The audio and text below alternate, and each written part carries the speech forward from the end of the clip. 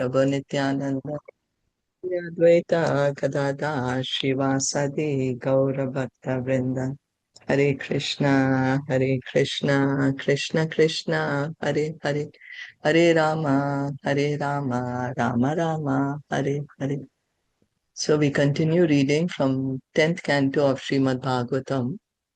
We are on chapter 46, where Lord Krishna sends Uddhava to Vrindavan to pacify the Brajvasis in his absence. Lord Krishna is in Mathura. The Brajavasis are in separation from him. And Lord Krishna is telling Uddhav, you give a special message for the gopis because they have completely surrendered themselves to Lord Krishna. They're completely absorbed in Lord Krishna. So reading on, Maita preyasam preshthe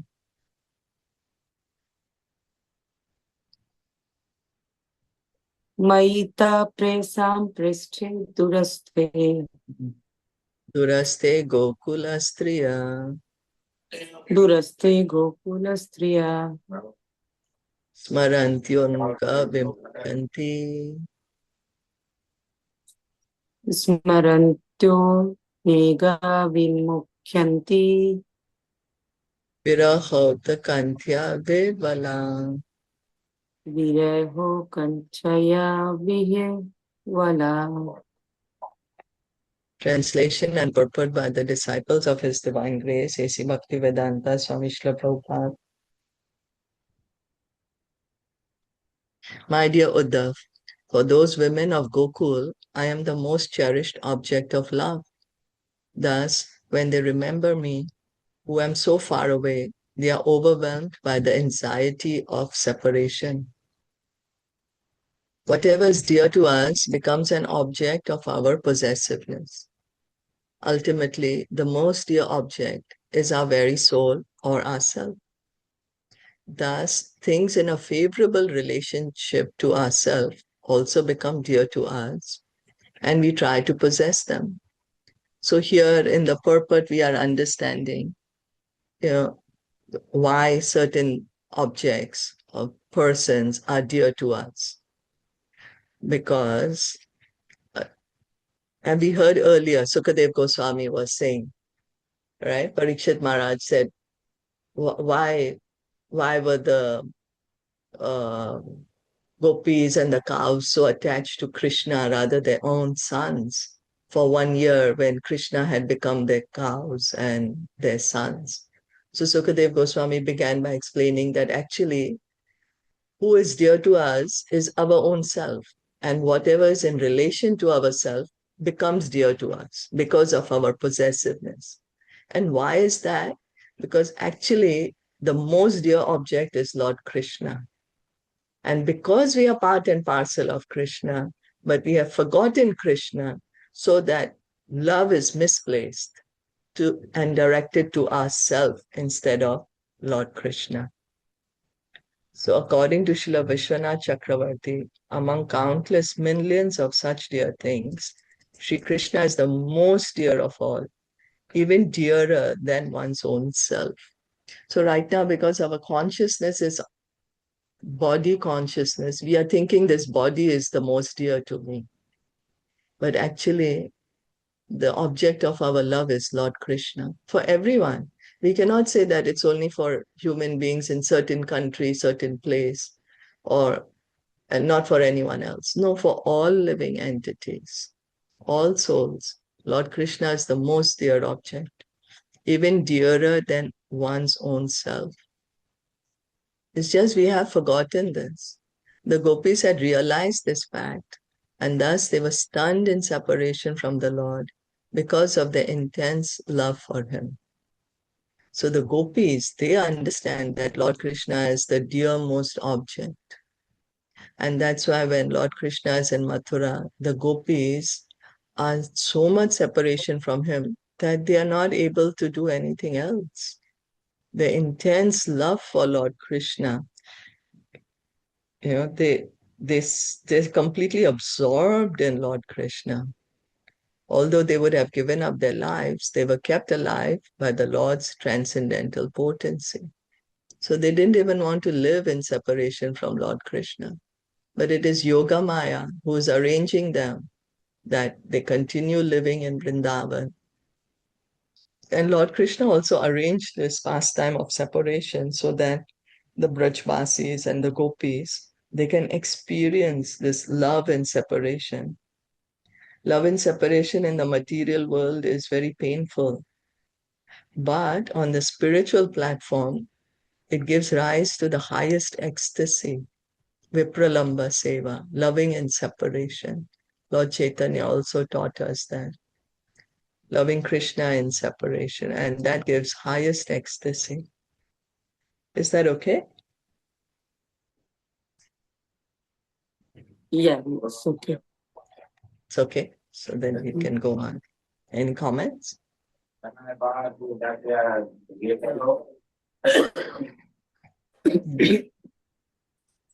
Okay.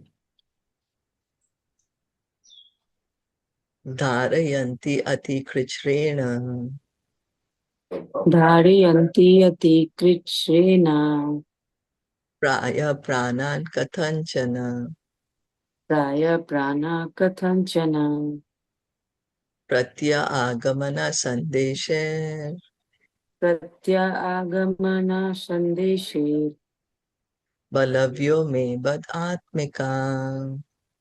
balavyo mimad atmika. Simply because I have promised to return to them, my fully devoted cowherd girlfriends struggle to maintain their lives somehow or other. According to Srila Vishwanath Chakravarti, although the gopis of Vrindavan were apparently married, their husbands actually had no contact whatsoever with their supremely attractive qualities of form, taste, fragrance, sound, touch, and so on. Rather, their husbands merely presumed these are our wives. In other words, by Lord Krishna's spiritual potency, the gopis existed entirely for his pleasure, and Krishna loved them in the mood of a paramour. In fact, the gopis were manifestations of Krishna's internal nature, his supreme pleasure potency. And on the spiritual platform, they attracted the Lord by their pure love.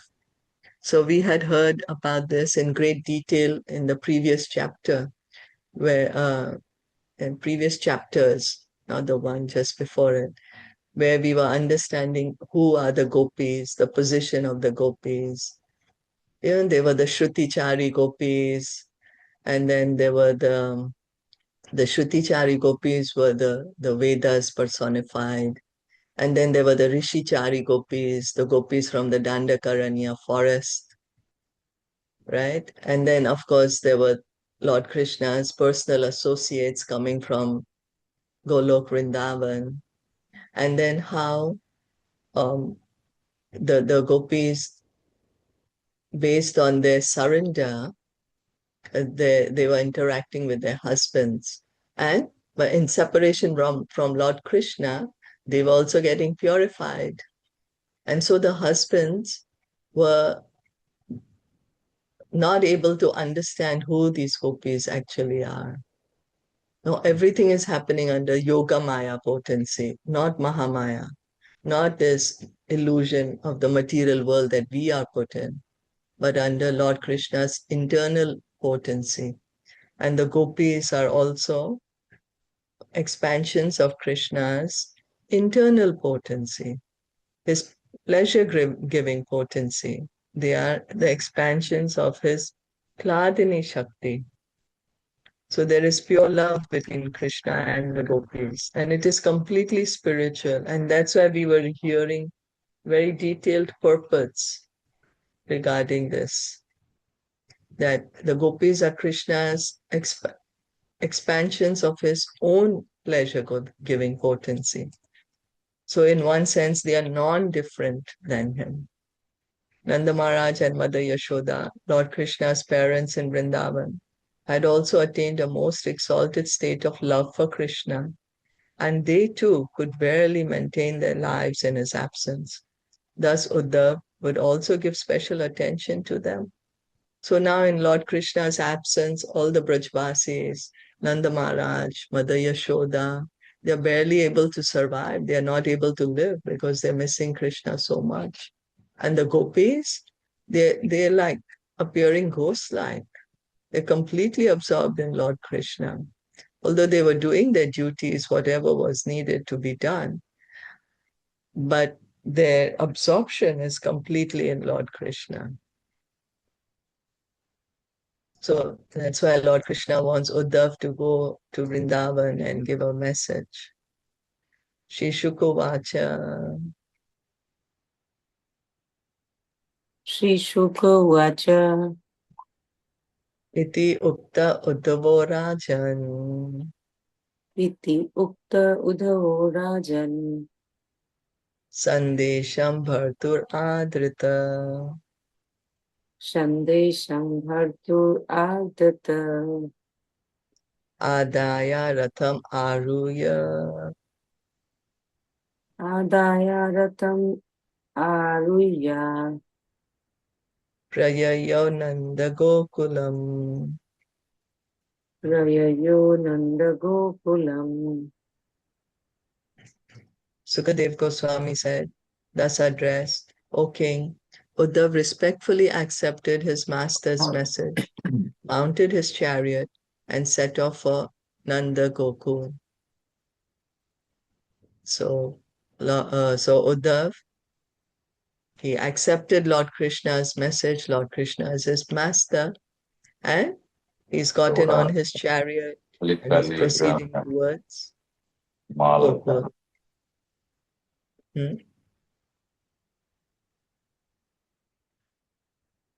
Okay.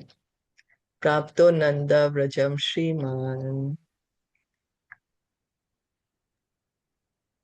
Prapto Nanda Vrajam Sriman Nimlochati Vibhavaso Nimlochichati Vibhavasho Channayana Pravishatam Channayana Pravishatam Pashunam Purarenubhi.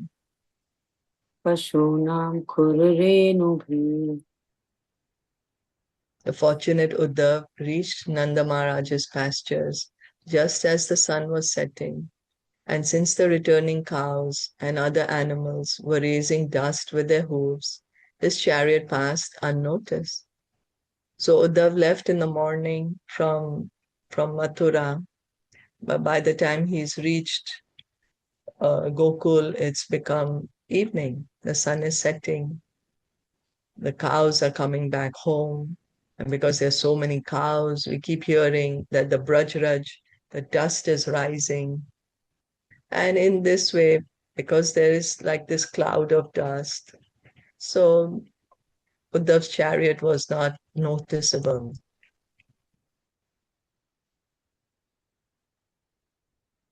Vasi tarte bhyudhyadbhir Vashitarthebhyo Dhyabhir naditam shushmibhir vrishe Naditam Shushmibhir Varshihi dhavantabhischa vasrabhir Dhavanti Vishavarshapir Uddho bhare svavatsakan Udho Bhareshwa Vatsakam itastato vilankadbhir Itastato Vilangarbhir govatsar manditam site Govatsir Manditam Shite godoha shabdabhiravam Godo Shabdabhir Ravam venunam nisvanena cha. Venunam Nishwa Nenacha गायन्ति विश्य कर्माणि गायन्ति भिष्य कर्माणि शुभानि बलकृष्णयो शुभानि बला कृष्णयो स्व अलङ्कृताभिर्गोपिभिः स्व अलङ्कृताभिर्गोपीभिर् गोपैश्च सुविराजितम् गोपेश्च सुविराजितम् अग्नि अर्काति अग्नि अर्क आतिथि गोविप्र अग्नि अर्काथिति गोविप्रा पितृदेवार्चनान्विते पितृदेवार्चना वित धूपदीपैश्च माल्यश्च धूपदीपश्च माल्यश्च गोपावासैर्मनोरमम् गोपावाशैर्मनोरमम् सर्वतः पुष्पितवनम् सर्वतः पुष्पितवनम् द्विजालिकुलनादितम् द्विजालीकुलानादितम् हंसकारणदण्डवाकीर्णे हंसाकारणदण्डवाक्री कीर्णे पद्मशन्दैश्च मण्डितम् पद्मसन्देशच मण्डितम् Gokul resounded on all sides with the sounds of bulls in rut fighting with one another for fertile cows, with the mooing of cows burdened by their udders, chasing after their calves, with the noise of milking and of the white calves jumping here and there, with the loud reverberation of flute playing, and with the singing of the all auspicious deeds of Krishna and Balaram by the cowherd men and women, who made the village resplendent with their wonderfully ornamented attire. The cowherds' homes in Gokul appeared most charming with their abundant paraphernalia for worship of the sacrificial fire, the sun, unexpected guests, the cows, the brahmanas, the forefathers, and the demigods.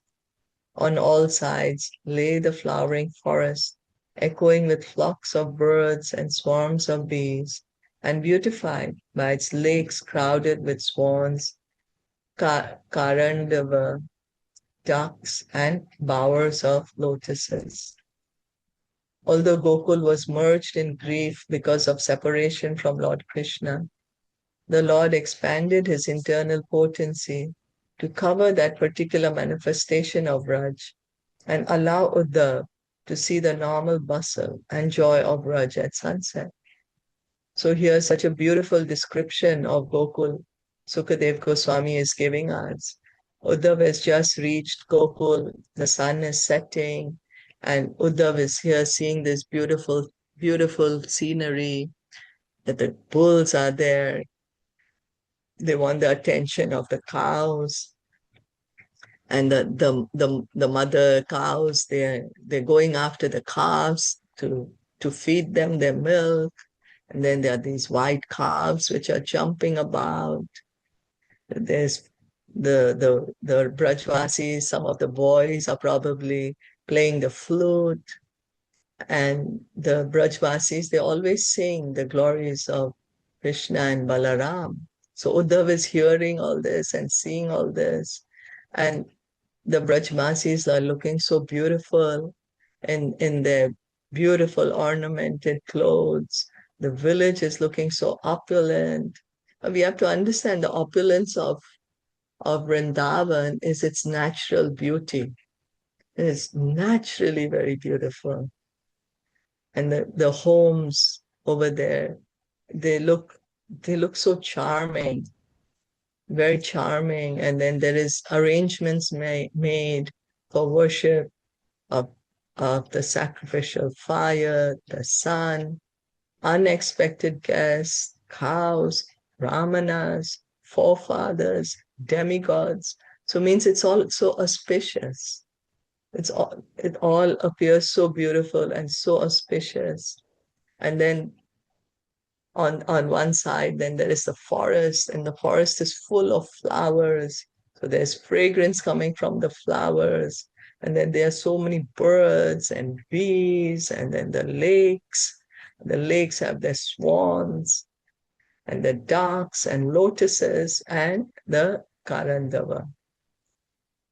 So in the purport, we understand that although the Brajvasis were so sad and they were in grief and separation, but Lord Krishna covers that with his yoga Maya potency, and allows Uddhav to see this natural beauty of Vrindavan, allows Uddhav to see the normal bustle and joy of Raj at sunset.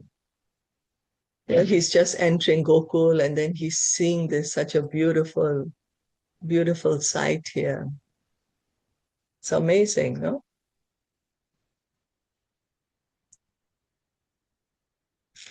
Any comments?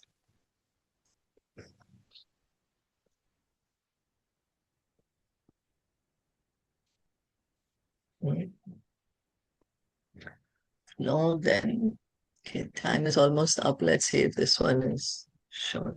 Okay, we can read one more then. Tam agatam samagamya Tam agatam samagamya Krishnasyanucharam priyam Krishnashu anucharam priyam Nanda prita parishvajya Nanda prita parishvajya Vasudeva diyarchaya. Vasudeva dhiya chayet chi. As soon as Uddhava arrived at Nanda Maharaj's home, Nanda came forward to meet him.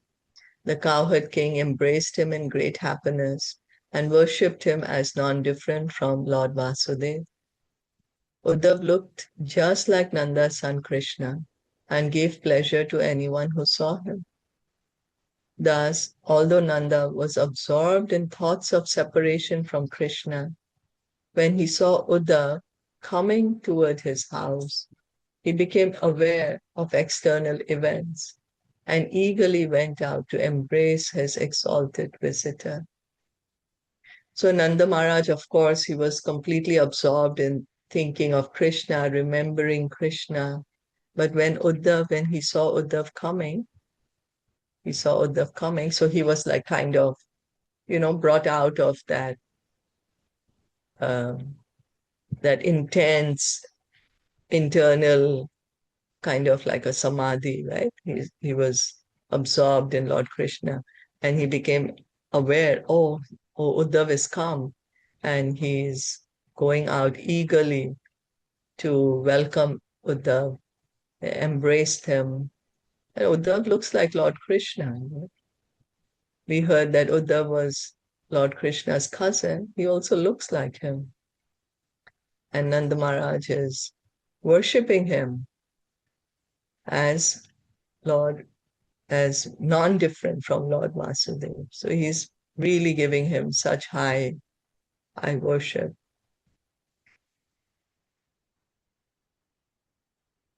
So we are going to stop here. But if you have any comments or questions, you can.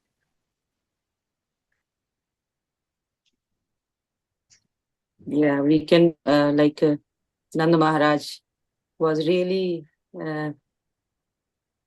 like great person, we can say like that, spiritual or something like that, because it's not easy to like forget or something like that. Krishna, he was deep in grief, but still he ready to welcome the visitor, right? Yeah, that's right. Yeah. Although he is feeling so much intense suffering, but he's appropriately receiving Uddhav. Yes. Yeah, Yeah. it was Very not nice. easy. Yeah. Yeah, that's right. Not easy, but he's doing this appropriate thing. Sometimes when we are in great difficulty, we don't want to do what's Yeah, appropriate, even we right? don't want to see anyone. That's right. Yeah. Yeah, that's a good point. Yeah. But here, Nanda Maharaj is giving Uddhav appropriate welcome. Mm. Yeah. So Okay.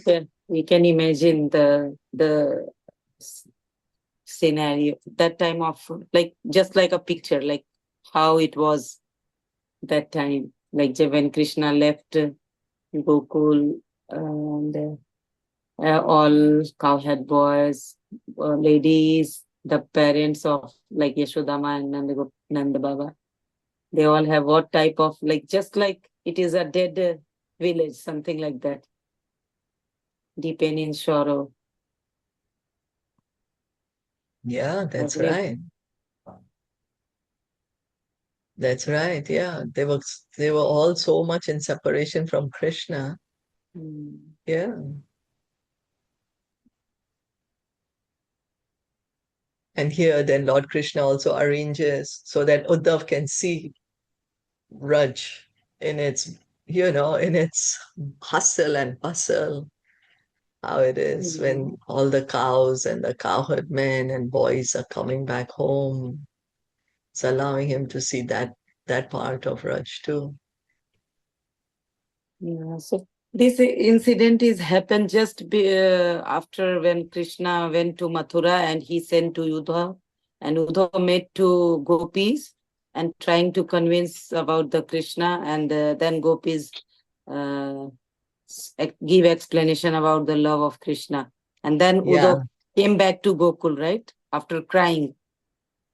No, so Uddhav has not yet met the gopis. We are going to hear. We Yeah, are going yeah. to I'm saying hear. like in just now in this verse, right? Like in this canto. No, in this Yeah. verse, Uddhav has not yet met the gopis. No, no. He has just come to Gokul. And first, he's come to Nanda Maharaj's house. Earlier, Krishna was speaking about the gopis to Uddhav and saying to Oh, him that you give the gopis my message because they love me so much. They don't know anything other than me. They're completely absorbed in me. So you please mm. give them my message. Yeah, yeah. I'm saying like next he is going to meet gopis And next, he is going to meet. Yeah. and he will Next, he explain will. everything. And then gopis will explain the love of Krishna, like what it mean exactly.